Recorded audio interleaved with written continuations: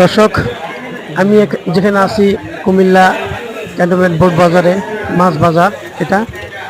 তো আপনাদের ছোট বড় মাছ সকল প্রকার দেখাবো। এই কোটবাড়ি মাছ বাজারটা ছোট, কিন্তু এখানে অসংখ্য ছোট বড় দেশীয় মাছ পাওয়া যায়। আহ, জীবিত মাছ এখানে সবচেয়ে বেশি দেখতে পাচ্ছেন।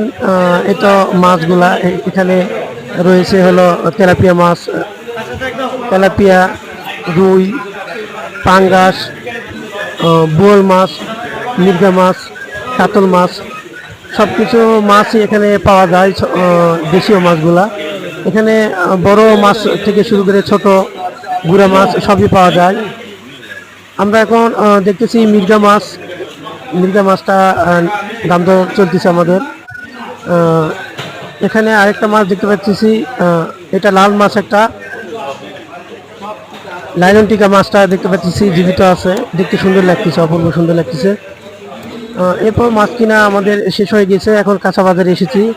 কাঁচা কিছু শাকসবজি নিব, ভেন্ডি, টমেটো, লেবু, এদিকে কাঁচা আম দেখতে পাচ্ছি, শশা, মরিচ, আলু। এগুলো দাম মোটামুটি তুলনামূলক অনেক বেশি, কিন্তু আলুর দামটা কম, 20 টাকা কেজি। শাকের দাম তুলনা